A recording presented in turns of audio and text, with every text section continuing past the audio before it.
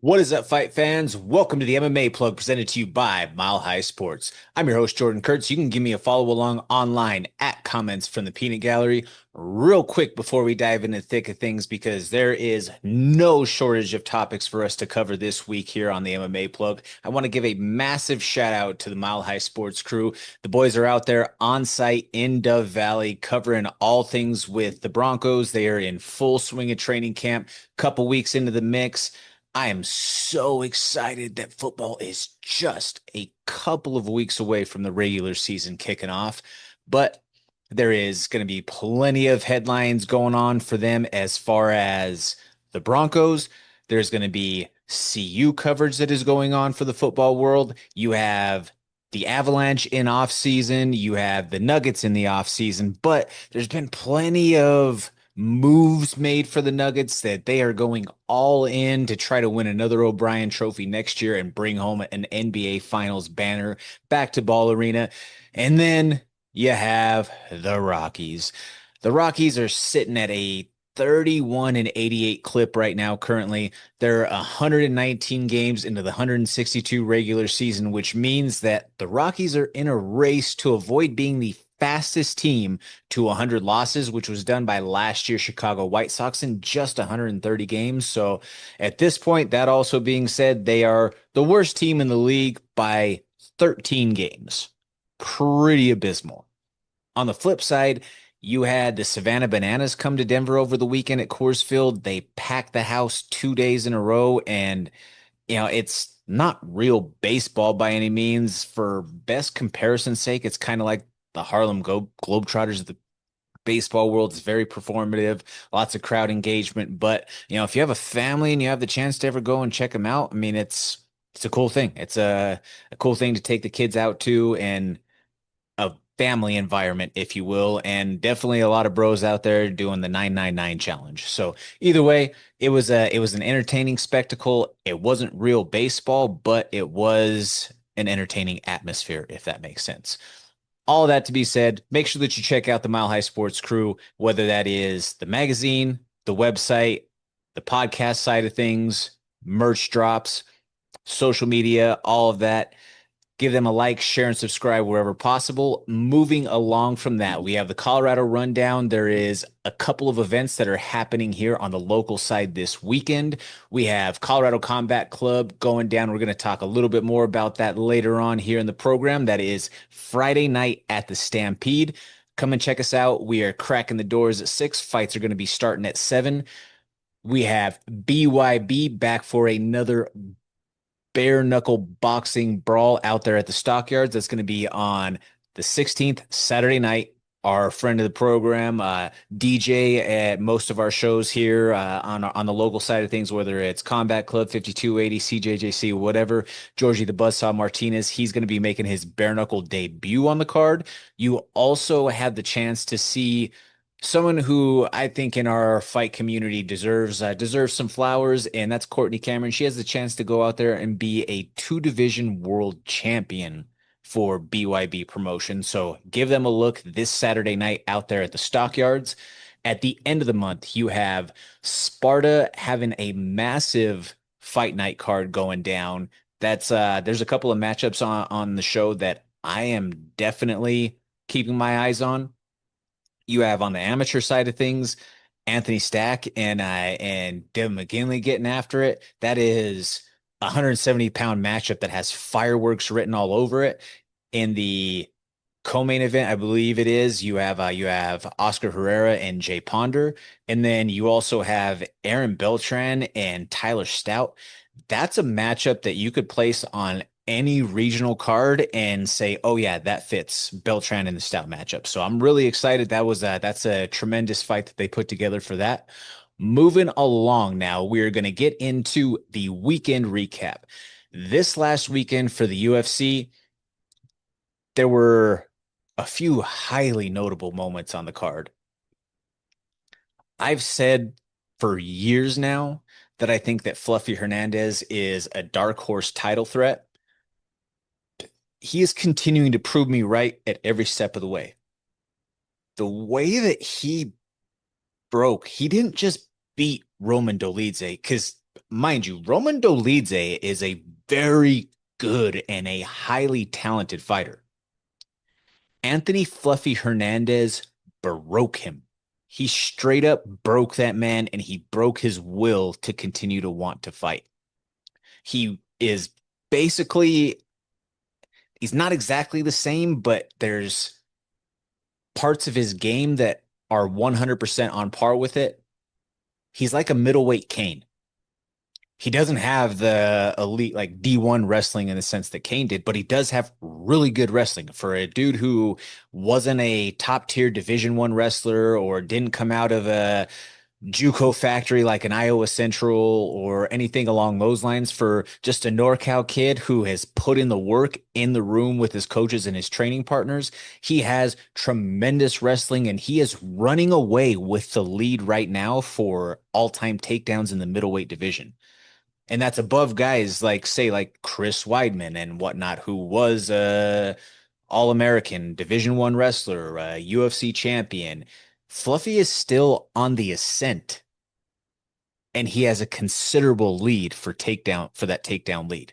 And they spoke about this on the panel directly, Chris and Anthony on the post show over the weekend. The way that Anthony Hernandez finished that fight, it gets scored as a rear naked choke and, a standing rear naked, whatever, if you will.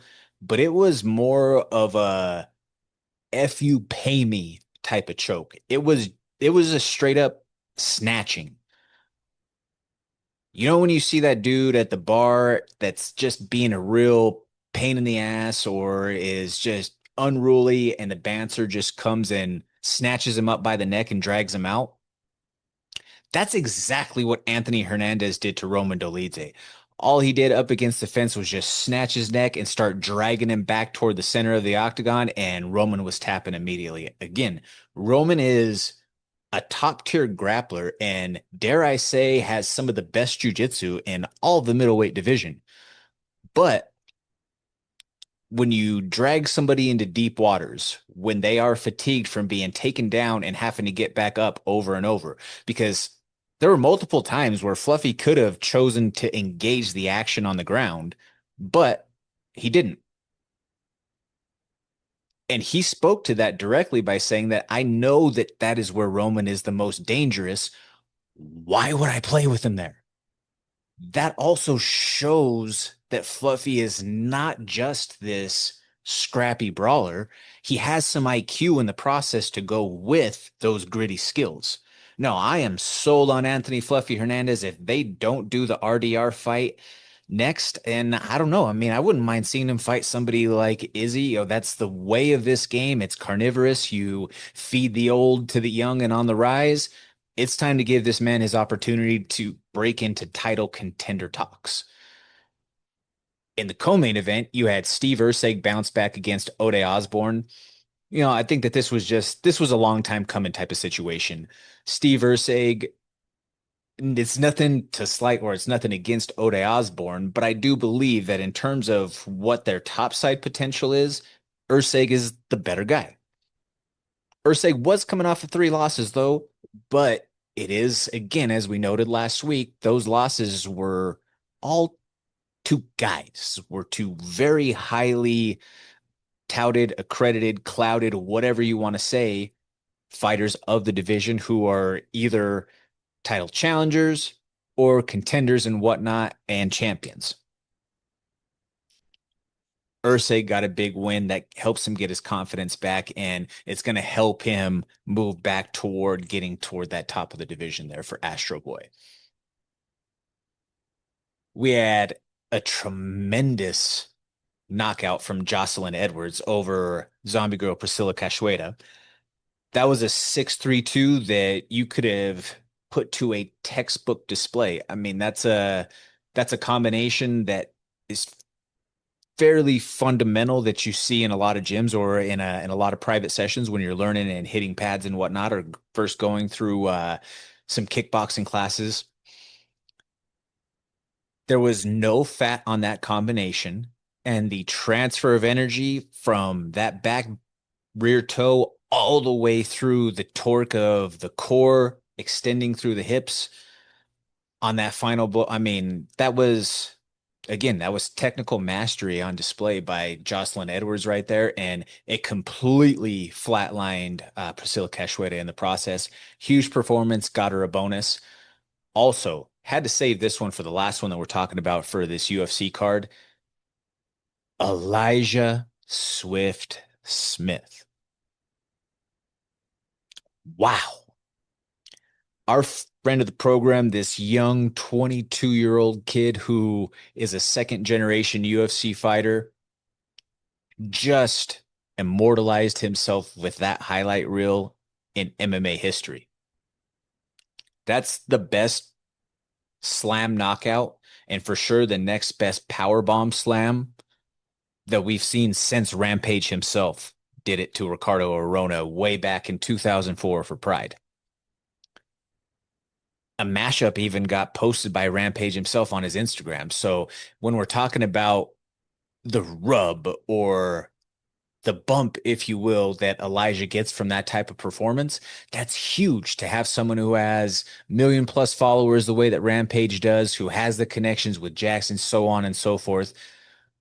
No, that's a life-changing performance that Elijah just had. I mean, he's obviously someone who we are close to here on the MMA plug. We've had him on the program before. He was a champion as an amateur out here in Colorado for Colorado Combat Club. He has fought for all Colorado promotions, whether that be Battle, Sparta, or Colorado Combat Club. He was a champion for us as a pro as well in Combat Club. It's not just hype with Elijah, folks. He is for real. He won his Colorado Combat Club title against a guy who was just given a hero's welcome back home in Raton for being the power slap world champion, and Robert the Real Deal Trujillo, who was an undefeated MMA fighter at the time. His only loss is to Junior Cortez, Tracy's brother, and that was when Junior was, I believe, he was like 6-2 at somewhere around 30 years old with Contender Series experience under his belt. Elijah was 19 at just 2-0, taking on that massive challenge. Since then, he's rattled off nothing but victories and has put together multiple highlight reel performances. He is the second father and son tandem, him and his dad, Gilbert Smith, Gilbert being the head coach and the owner of Victory down there in Colorado Springs. They are the second father-son duo ever in UFC history behind Randy and Ryan Couture. They are the first tandem, first African-American tandem in history. So it's pretty cool to see that Elijah is just crushing barriers left and right. And at such a young age, he has a future that is so bright, you got to put your shades on. Had to throw the dad joke in there for you folks. Also, wanted to mention this on the Contender Series last night. You had Ty Miller earning a UFC contract. Ty Miller has fought here in Colorado a few times. He's out of fit NHB down there in Albuquerque in New Mexico, but he's fought for Colorado Combat Club as an amateur way back when he was, I think he was only like 20 at the time, 19, 20 years old, somewhere around in there. Both him and Hondo Gutierrez fought on our card, and I thought, wow, these guys, these are the next wave. This is the future, and lo and behold, Ty Miller has proved me right, and he has now made his way into the UFC. He also had a knockout of the year for the LFA nominee in the LFA cage at Magnus Arena last year. This kid's boxing is tremendous. The way that he worked behind his jab and for 15 minutes went after it and fought a tough dude in Drago last night. Hey, he earned that contract. Dana said he wants to get him to the PI, get him to have some work there with their staff. Very interested to see what Ty Miller is going to be able to do in the UFC. Moving along from the recap chat, we are going to get into some preview action for this weekend.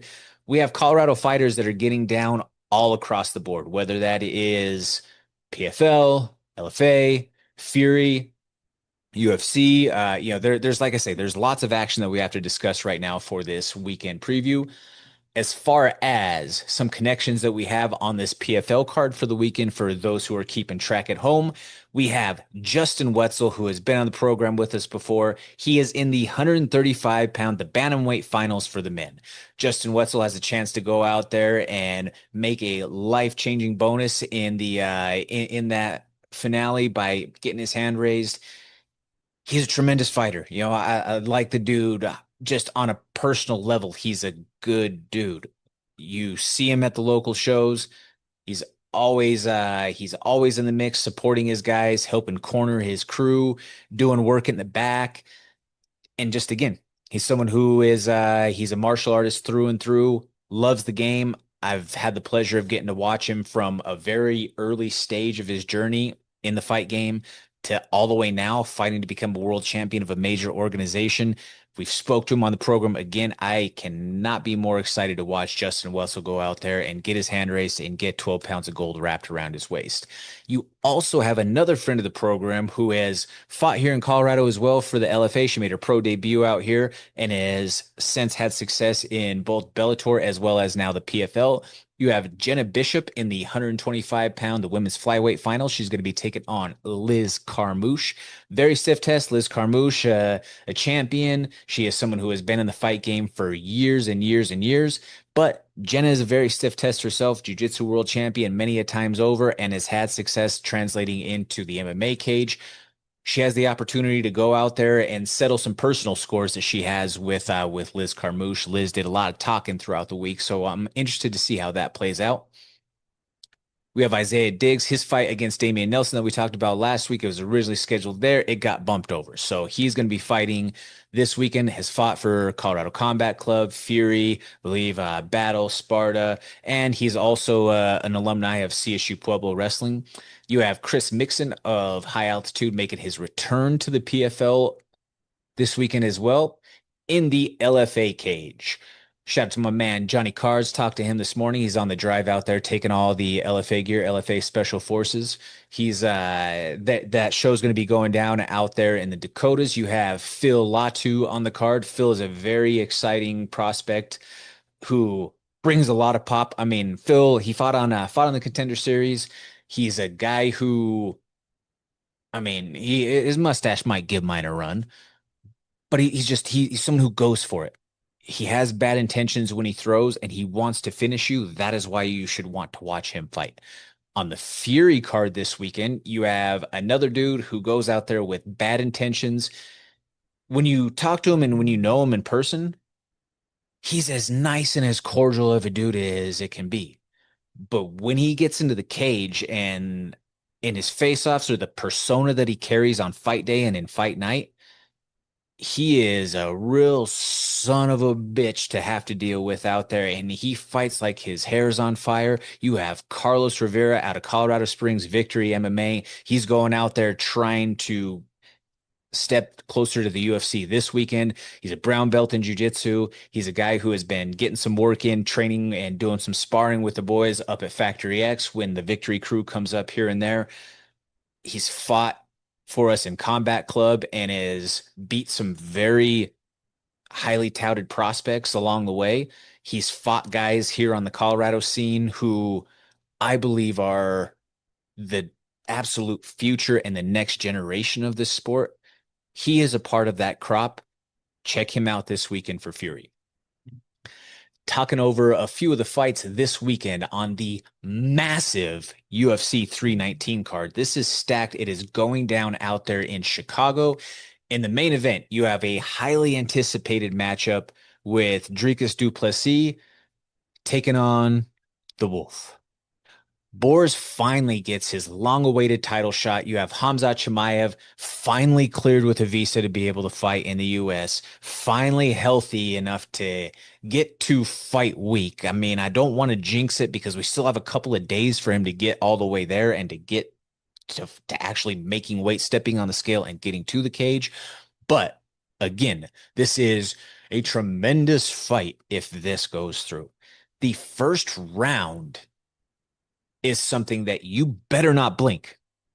I think that the longer that this fight goes, it absolutely favors Dricus. And history tells us that. History tells us that Khamzat is going to fade. Khamzat comes out like he's shot out of a cannon. But if he doesn't finish you early on, he will fade. He will start to get more sloppy and his shots will be a little bit more labored. And sometimes Khamzat does throw so reckless that he produces an injury in the process, which is what he says was the explanatory factor of the dwindled output later in the fight against Kamaru Usman. He said that he hurt his hand, hurt his wrist in the process. Well, you got 25 minutes to deal with. If he had 25 minutes, an additional 10, an additional 2 rounds in that fight against Usman, he'd have lost that fight. Usman was starting to pull away. He has 25 now to deal with against the biggest guy that he has ever fought in the UFC.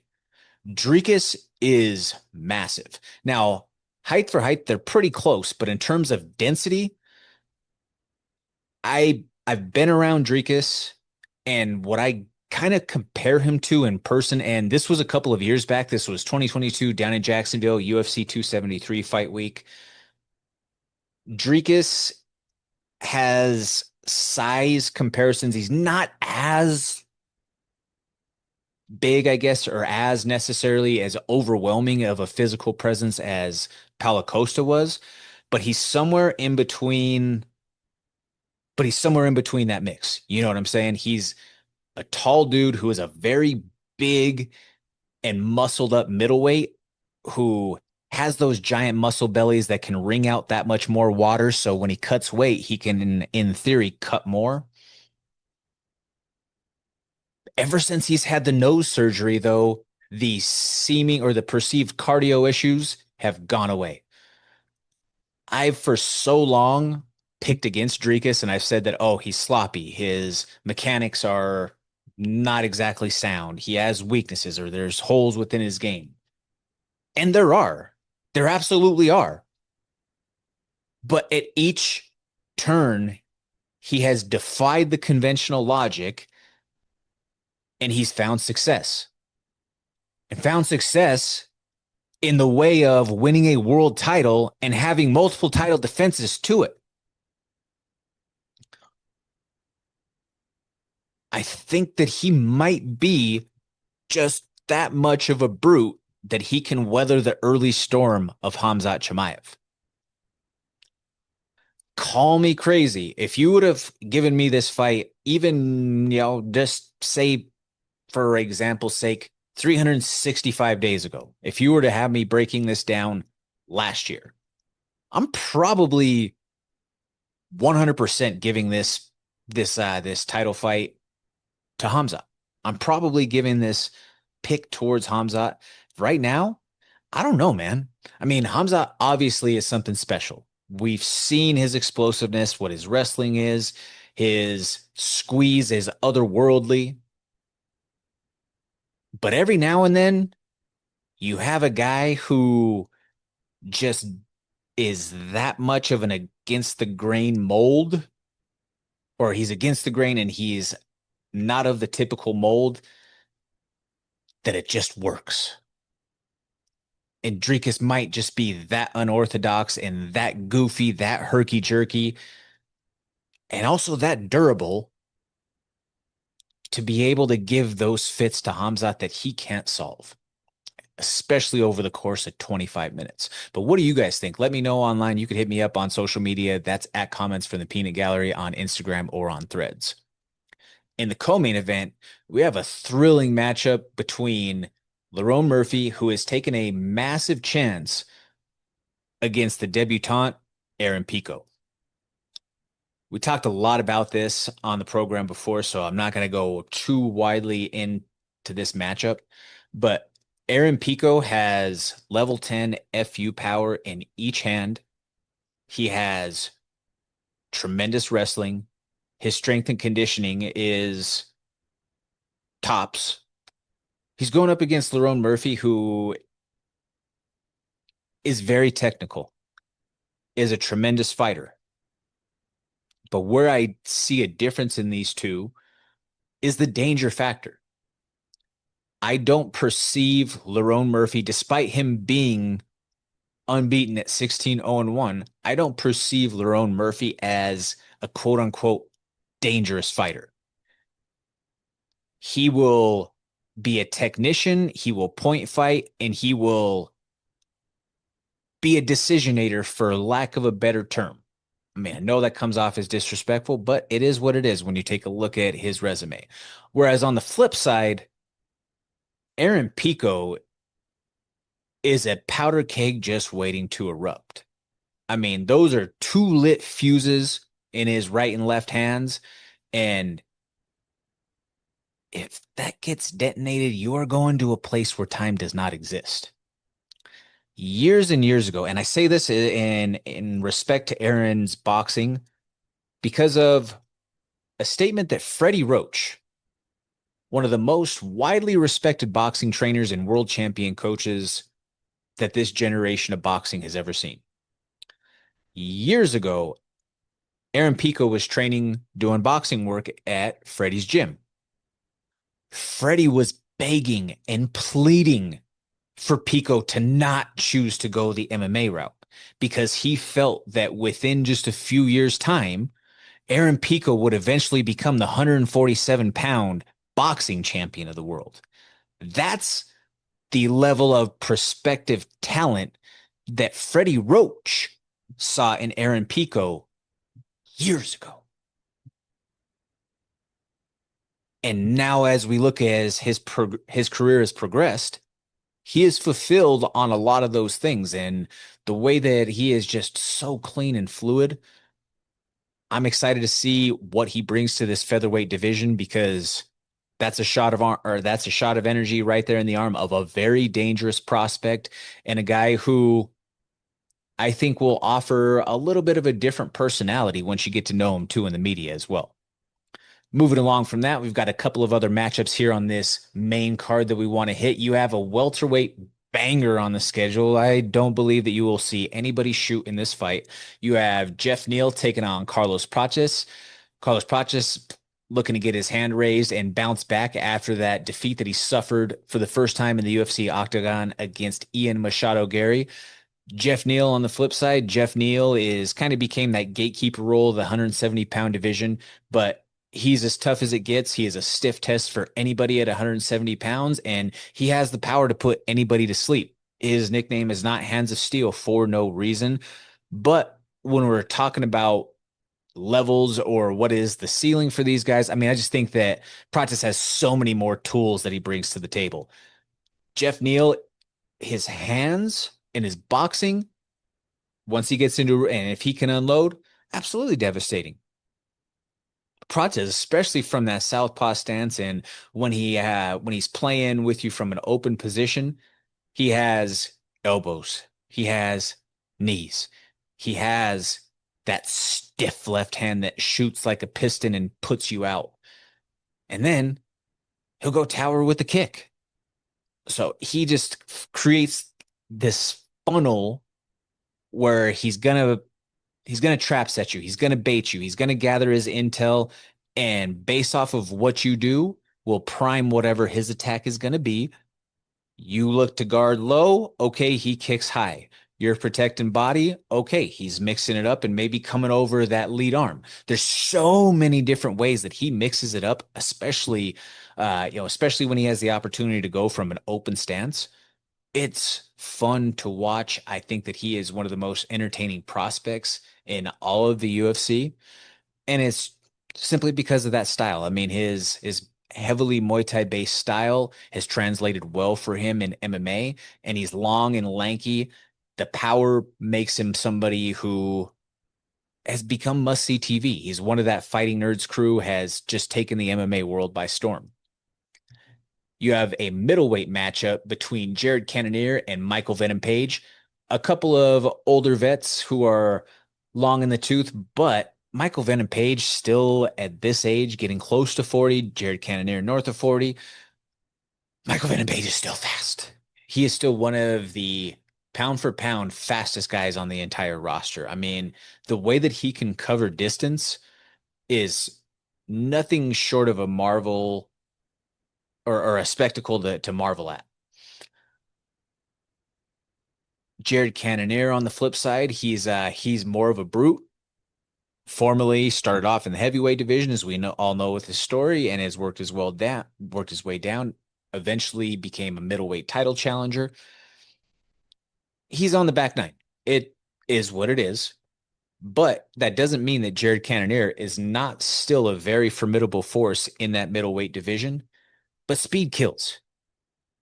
And I look for this to be a matchup where Michael Venom Page is just going to dart in and out. I don't think that he's going to really try to engage heavily with tight spaces with Jared Cannonier, a guy who is diesel strong, especially training with that group of killers down there at the MMA lab in Phoenix.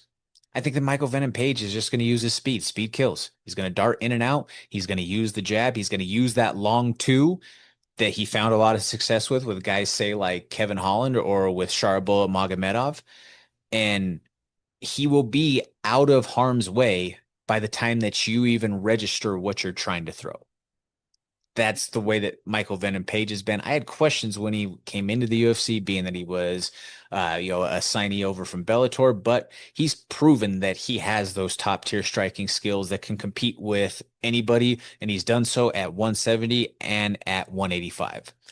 Moving down the card from there, just going to cover a couple more of these because we have so much more to be able to or to hit on for you this week. You have a main card matchup in the flyweight division between Tim Elliott and Kaya Asakura. On paper, this is a fight that you think that Asakura should win, right? Asakura being the former Rising champion, came into the UFC right away, got a title shot against Pantoja.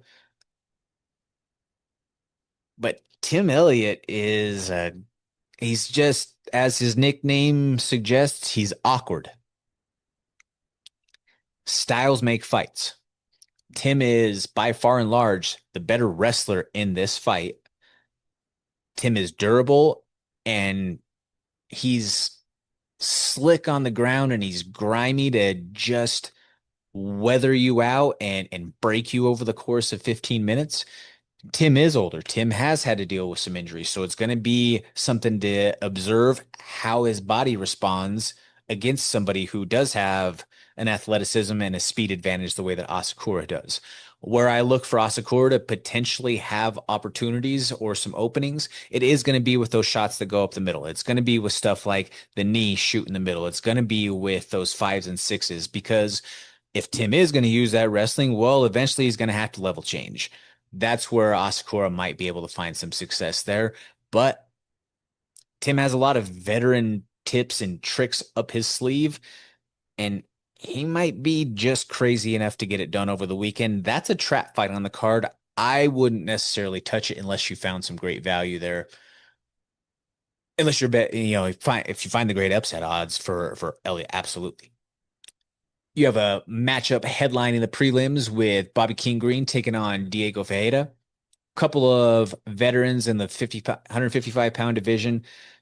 Bobby's had a tough run lately. This is a winnable matchup for him. Plain and simple. That's all we need to say for that one. You have friend of the program, Lupita Godinez. She's back on the card in the mix. This is a tremendous test for Lupi. She's taken on Jessica Andrade. Jessica Andrade, former world champion. Obviously a massive test. The doppelganger for Jessica Andrade and my friend of the program, Alex Hernandez. He's taken on Chase Hooper. That's a lightweight matchup. Chase Hooper, since moving up to lightweight and since physically maturing in a sense, when he first came into the UFC, he was like 20 years old, one of the youngest guys on the roster. You could tell that he was not physically developed at that stage. And he took some beatings in the process. Now that he's a few years into his UFC run, has moved up to 55 and has filled out his frame and got his quote unquote man muscle, if you will, he's had a lot more measurable success and has had some performances where you could say, hey, he put a stamp on it. He's got a very tough test this weekend against a wily veteran who has fast twitch explosion that is of the tops of the division in Alexander Hernandez. The great ape has knocked out guys like Beneil Dariush, has went to war with your Jim Millers of the world. I think that this is a good matchup for Alex.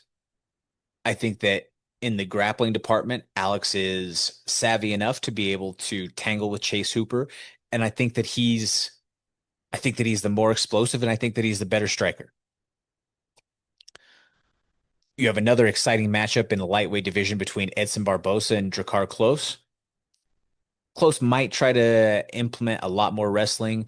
Does a lot of his training down there out of Phoenix in the lab. You have Edson Barbosa, who is one of the most storied and heralded strikers in UFC history. You have a middleweight matchup between Nursultan Rosaboyev and Brian Battle. You have Karina Silva taking on Deone Barbosa. You have Ali B. Idris taking on Joseph Morales, opening up the card in the flyweight division. Hey, there's a lot of great matchups on this card. You could say that UFC 319 is definitely stacked, especially on that main card. We're going to talk a little bit more about that concept here later on the program. So put a pin in that. We will circle it back. This weekend, we also have Colorado Combat Club going down at the Stampede. That is going to be Friday night, the 15th. We are cracking the doors at 6. Fight's going to be getting down at 7. We have a professional fight underway. In the main event, we have one of Colorado's very own. We have Grant Neal. Grant Neal, stand up for Bellator, has fought in major organizations, like I say, and has a tremendous following. Excuse me, does most of his training out of Genesis Training Academy out there in Arvada and West Denver. This is going to be a great opportunity for Grant to go out there in front of a hometown crowd and put on a show, sell a bunch of tickets, make some money in the process, stay active. In the co-main event, this is where you're going to potentially see some massive fireworks, folks. In the co-main event, you have a highly anticipated rematch between Micah Haas and Alex Rago. These guys both fought earlier on in their pro career. It was one fight into Rago's career. It was Micah's pro debut. They fought on a Fury card, and it was a very close and highly contested decision. I can't mince words. These two hate each other. They despise the presence of each other, and at every chance that they can, they're chirping. Rago's fought one of Micah's teammates in the past, and he did more chirping. And he said on a recent interview that he did with a different platform that even despite fighting Juan Rosales a couple of times, he still had Micah more on his mind. Now, whether or not that is just fight speak and selling this fight or not, that's yet that's I mean, who knows? But I can say for certain from personal observation when we had a press conference for that fight of Juan and Rigo, he did do some chirping back and forth with Micah, and then has since done a lot online. And these guys again, they have the chance to go out there and solve this grudge match. This is a rematch that sets the table for maybe they run it back a third time if Rigo gets that lick back, or if Micah wins, he moves himself to a 7-0 record and one step closer to the UFC contract that he is so hoping for.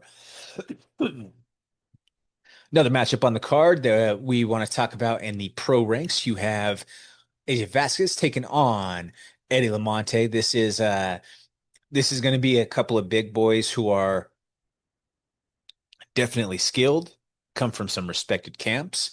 Styles make fights. You have one side who is an extremely gifted and talented wrestler, and you have another guy who specializes a lot more on the striking end of things. That's why they fight the fight, folks. Make sure that you are there and checking out that fight. Another couple of fights on the card that we want to talk about. You have Joachim Dever taking on Chance Wilson. Both of these guys have fought for us on Combat Club before. They both scrapped and went after it on their last appearance in our cage, and I'm looking forward to seeing these two get after it again. They train with some respected folks. They have really good camps around them. You have a situation where you have guys who have done a lot of specialized training, whether it be in jiu-jitsu or kickboxing, and then are now finally putting it all together and mixing things up in martial arts. And the crop of talent in Colorado is just so crazy for these early amateurs. For lack of a better reference, these guys have less than 4 or 5 total combined fights. I think it's 3 total between them. The technical acumen that you see out of these guys, if you were to take this right now, if you were just to take what they will show you on Friday night and play that, say, 20 years ago in 2005, the year that we had the tough boom, the Ultimate Fighter boom, these guys would look like high level pros compared to a lot of the yesteryear's crop that were in the professional ranks. So yeah, I'm definitely I'm pumped to see that fight. The other matchup that I have my eyes on, you have Juan Sarios taking on Theo Robinson. Theo coming out of Genesis, Juan Sarios making his Factory X debut.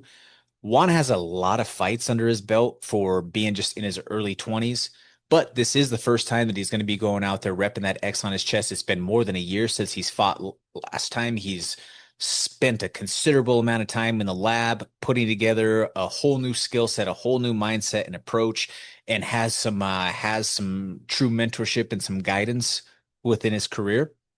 He's already fought some of the who's who of the toughest and the brightest prospects that Colorado has to offer. So this kid's confidence is through the roof. He's, hey, like this is just another day. I've already fought the who's who out there. I fought your Connor Leonards. I fought your Bobby Z's. I fought your Ellie Wises. I fought all of these guys who everybody says is the next guy. Well, now Juan Sarios believes that it's his turn to go start staking his claim to say that it's his time. He has a kid who has a lot of wrestling experience under his belt, has competed on the grappling circuit recently as well. Theo is going to be a gamer who wants to go out there and move himself closer toward his goals. I expect to see a dogfight. Juan Sarios has intangibles that you can't teach. If you were to take his heart and put it in some of the most talented guys out there in the world, they would be undisputed world champions tomorrow. That's the type of grit in the heart that I see out of a Juan Sarios. Another matchup, you have Chavez taking on Lane in the women's flyweight division. I'll give the props to Jessica Lane. Jessica Lane is someone who has gotten into the fight game a little bit later in life, and everything that she has gotten, she has earned.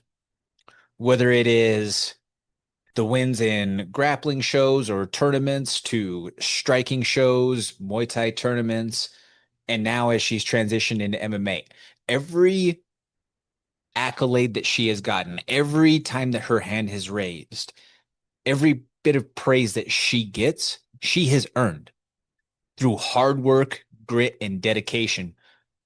And that's something that I have to applaud because the fight game is very unforgiving. And to be able to outlast the period where you're the nail, to eventually push through on the other side and start having your time as the hammer. There's a lot of people who break and who quit along that process. Jessica never did. And I think that alone deserves some praise and some kudos. And opening up the card, you have two guys who they are going to go out there and scrap like cats and dogs. I promise you this, folks. You have Fernando Hernandez taking on Quadritola Husseini. Fernando fought on our last Combat Club card, and this kid was down all the way into the third round, and then he had a never say die spirit and just kept on coming forward and started pushing the pace and rallying his way toward trying to get his hand raised. It was just too little too late in that third round, but he started to put the pace on and started to get the momentum in that last round and fought all the way to the final bell. Quadritola Husseini has fought for us in the 5280 cage, and this kid coming out of high altitude, he throws everything with the worst of intentions. I mean, I'm talking big overhands, spinning stuff. He wants to hurt you. He wants to put you out. His coaches tell me that this kid is a fighter through and through. He loves fighting. They have to tell him to tone it down and to keep a respectful level of intensity on his output for his training partners. He has a chance to go out there with 4-ounce gloves and let those bad intentions fly with somebody who wants to do the same to him. And that is a fight who, like I say, ladies and gentlemen, I am so excited for. to open up the card this week. And come and check us out at the Stampede that is off of Havana Street. We're going to be cracking the doors at 6 o'clock. Fights will be kicking off at 7. Again, your support is greatly appreciated. We cannot do what we do without your support. So thank you all very much. If you are looking to watch the pay-per-view, you can do so through the Purple Pass link. Check out the Combat Club pages for those links. Moving along from that, we're going to talk real quick, and this is probably going to expire our time for the day. Going to forego going 3 rounds just because of the sensitivity of the topic and the importance, if you will, because this is massive. This is one of the biggest headlines in the last few weeks in a period where we have had some really big headlines. This week, coming out of nowhere, Paramount became the landing spot for the UFC and their new broadcast rights deal. Paramount, for the next 7 years, starting in 2026, inked a 7-year, $7.7 billion deal for the U.S. broadcast rights deal for the UFC. That will include all of their numbered events as well as Fight Night cards. The large portion of those will be hosted on the Paramount Plus platform. There will be a handful of cards per year on CBS, just as we've seen with a handful of the UFC on ABC type of situation. On paper, this looks awesome.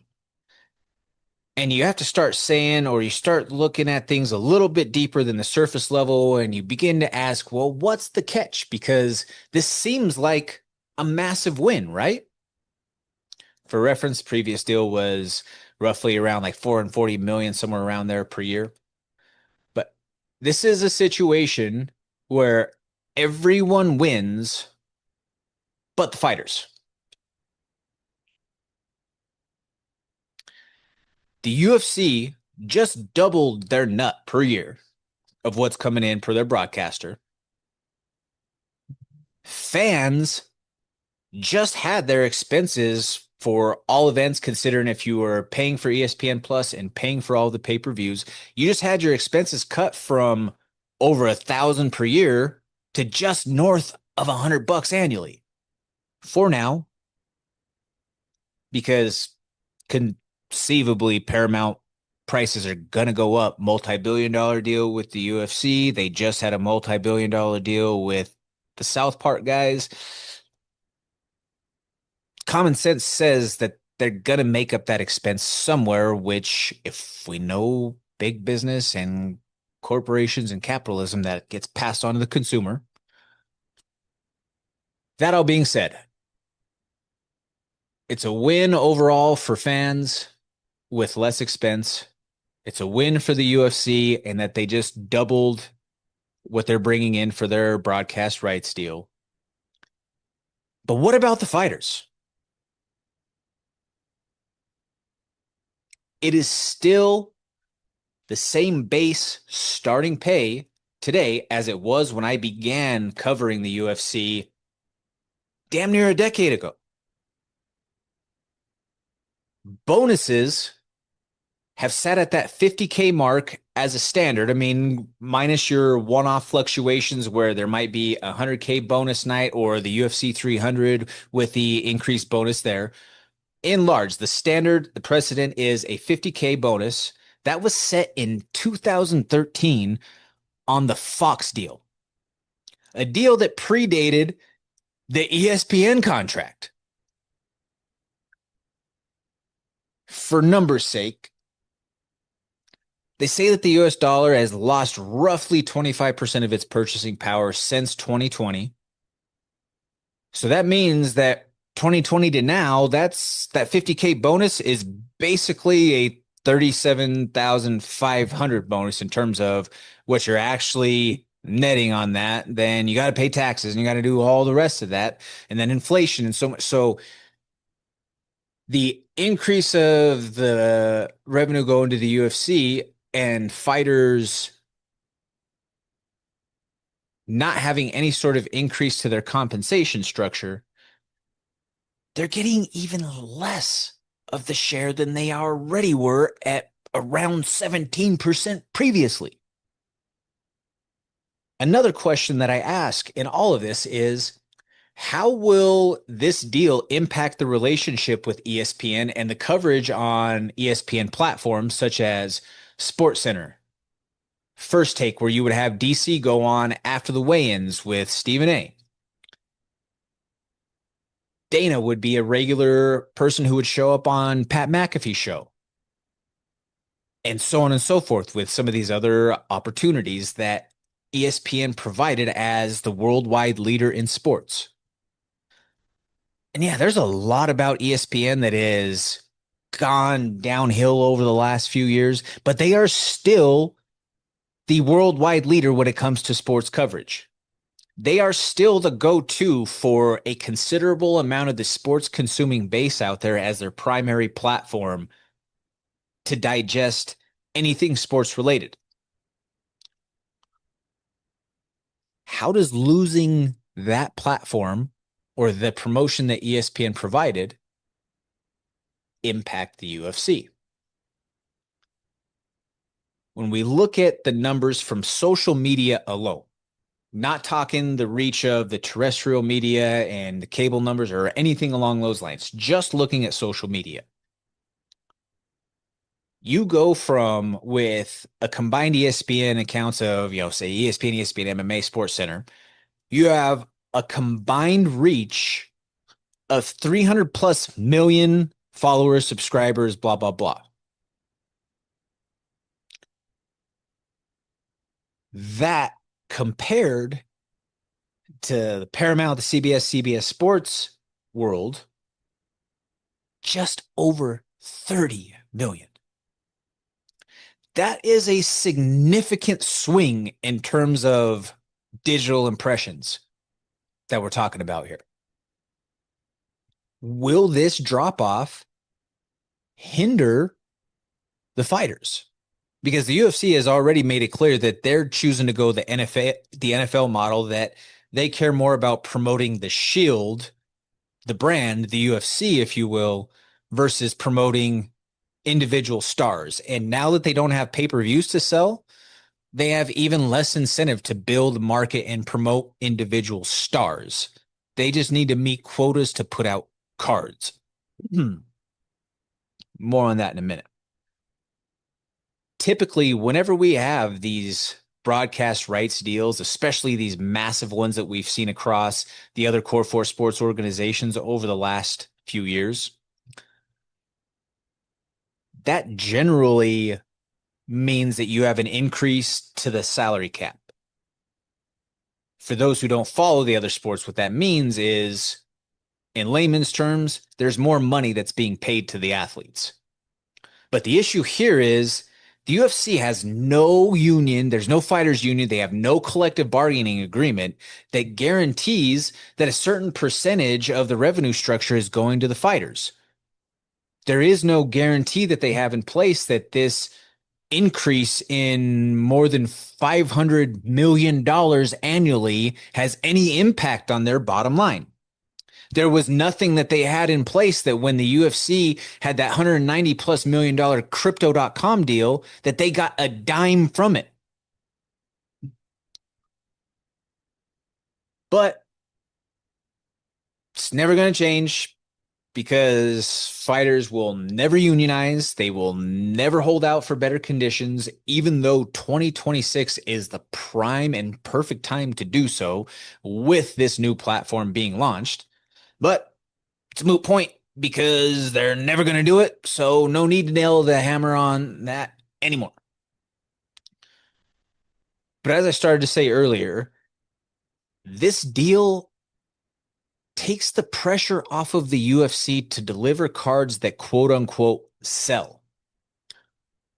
At least right now with the pay-per-view model, even though pay-per-view has been significantly on the decline over the last few years, and especially as it's became more readily accessible and easy to access pirated streams, it's not saying that viewership is down. It's just saying that pay-per-view buys are down. But with there still being the element of there being pay-per-view to sell, the UFC is incentivized to put together cards that are compelling for the public to want to purchase. Right now, if something happens in a key matchup, the UFC will scramble and they will stop at no lengths to figure out a replacement and to try to do something that creates public interest to save, quote unquote, that card. Think of in the past when Hamzat had the situation where he massively missed weight and they had the shakeup. He fights Kevin Holland and Nate Diaz, then in turn fights Tony Ferguson. That saves fights, that keeps everything intact, blah, blah, blah. What is the incentive to do those things? Or, say the example of Usman that we spoke of against Hamzat as well, using Hamzat again. Paulo Costa was out of that fight in Abu Dhabi with less than 2 weeks to go with a bad staph infection. Well, short notice, boom. They hit Usman on the phone. Usman flies halfway across the world and goes and puts on a hell of a performance. Are those things, are those storylines, those narratives, those potential matchups, and those happenings going to be something that is still a factor, or is something that they still have any sort of motivation to do when they no longer have pay-per-views to sell and everything is a flat rate on Paramount Plus? Is there the incentive to put together compelling cards like they have this weekend for UFC 319 out in Chicago?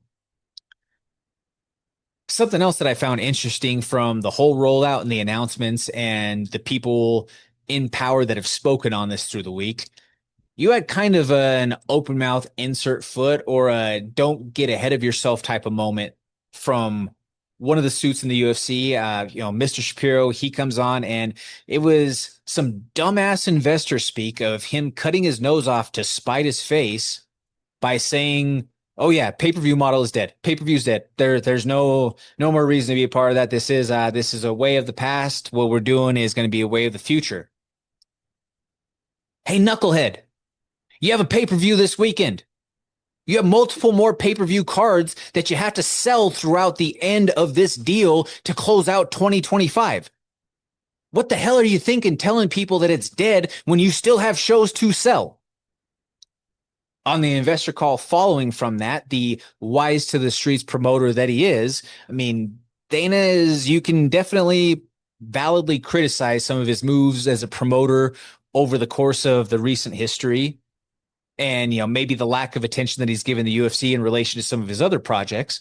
But when it comes to protecting what's his, no, you saw the fire, or you could hear the fire immediately right back in Dana, and him saying, because he even himself had alluded to the pay-per-view being dead aspect, but then you could tell that he course corrected and he still realized that, you know what? No, I still have shows to sell for the remainder of this year. A little bit of a mixed message from those who are the powers that be, if you will. Again, it's a really interesting time. It's something that I don't know what it does long term for the sport. I think that there was absolutely a diligent effort from the UFC side of things for some of their influential figures within the media to have some sort of a pro deal endorsement on their podcasts or social media, whatever it may be. You had Chael Sonnen, who came out and had a ringing endorsement of this on his YouTube channel. You had Rogan speaking about it on his podcast, two of the biggest voices on all of MMA platforms. Again, I don't know if what they said was, I don't want to use the word propaganda, but maybe company fodder, if you will. I took some of their talking points with a grain of salt, simply knowing that their checks are signed by TKO. So there's reason to believe that they would speak favorably on behalf of the deal to amplify and promote it and to draw people favorably to the aspects that are good, because there are really good aspects about this deal, and trying to amplify those so much that it steers the conversation away from, well, why aren't fighters getting more? The other element of this conversation is that this should be a time where fighters, if you are paying somebody to be your manager, this should be an opportunity, or this should be the time for them to go to work for you, commanding more piece of that pie. But again, it's a completely different discussion and an issue with the way that management across the board is done in mixed martial arts at the highest level, or the way that it's brokered in the UFC. But plenty of things to digest along with that. Folks, I know that this is something that is a massive deal in our world, and how this Paramount deal unfolds over the course of the next 7 years could be a very big canon moment for the future of MMA. I hope that Paramount, with all the moves that they've made on the macro level end, they've had a lot of organizational and structural changes, new personnel in and whatnot. I hope that they stay all in on this. Paramount executives came out and said that they wanted to own a sport, wanted to especially own a North American and a US based sport. Yes, they have CBS under their umbrella, which hosts football, but they don't own it. It isn't exclusively theirs here in the US. This gives them those rights. International is coming up in just a short amount of time, but that all to be said, this gives something that is exclusively theirs, that people will be driven to subscribe solely for, and they, on the Paramount end of things, they do provide some value from the content end. If we're trying to look at some of the positives here, as mentioned, they will have South Park for those who like stuff like Yellowstone or want to get into those things. I guess there is quality programming. I mean, I don't watch TV, but in having some discussions with folks about this over the last day and a half since the deal has been announced, I've been told about some of the value as a platform that Paramount puts on, and that it's something that's fairly widespread. Again, I don't watch TV, so I don't have those TV apps, but ESPN Plus is also going up. So you have to take into consideration that ESPN Plus next year, or whenever this changeover, I think it might even start at the end of 2025. But ESPN Plus is going up to around $30 a month compared to what it was. So, I don't know, it's I'm indifferent. I'm interested in seeing how it plays out. I do have concerns for how this ultimately looks when we're talking about for when we're talking about the way that things shake up with exposure, with reach, with digital. There's so many things to factor in that I think are unknowns right now, and how Paramount and that platform will do. How do the post shows, how does the desk coverage and all of those sorts of things that we're used to seeing on ESPN, are those things still going to be programs that are in place? That's all yet to be seen. There is massive value in all of that programming. What do you guys think, though? Let me know online. You can hit me up on social media at Jordan Kurtz, or excuse me, at Comments from the Peanut Gallery on Instagram or on Threads. But that wraps it up for us for this week, folks. We have a show going down this weekend at the Stampede for Colorado Combat Club. We also have BYB going down at the Stockyards for bare knuckle boxing. Your support of local combat sports is greatly appreciated. It allows us to be able to continue to do what we do. We greatly thank you for that.